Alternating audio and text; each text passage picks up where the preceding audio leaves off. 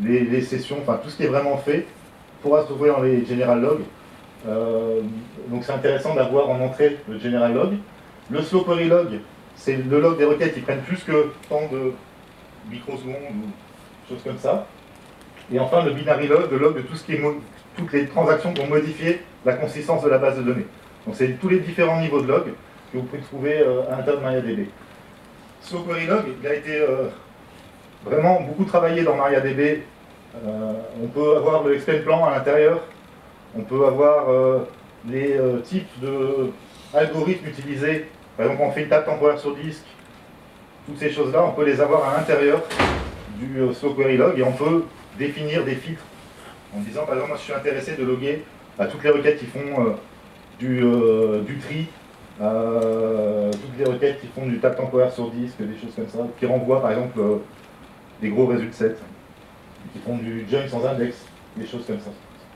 Donc avant l'audit plugin, on essayait de faire ça en dehors avec des proxys. Donc MySQL proxy, éventuellement maintenant MaxScale, mais il y a aussi ces capacités d'auditing à l'intérieur des proxys. Ou alors encore avec des triggers. Mais grâce à l'audit plugin, on vient se mettre là et ça peut remplacer ça. Donc en fait, l'audit plugin peut générer des traces dans du syslog, dans des fichiers, par les rotations de fichiers, enfin c'est assez avancé comme plugin. Donc il a été développé en partenariat avec des entreprises qui ont ces problématiques de sécurité fortes. Grosse entreprise allemande, dont je ne sais pas si j'ai le droit de le dire, je le dis.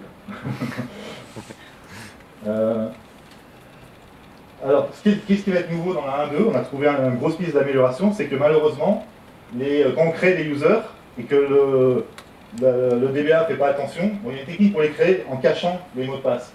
Mais en fait, là, il n'a pas utilisé, il a utilisé all password ou password pour encrypter le mot de passe en commande SQL. Du coup, ça se retrouve dans les logs de l'audit plugin.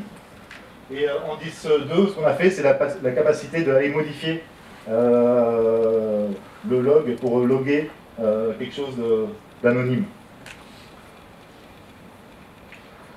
Voilà pour l'audit plugin.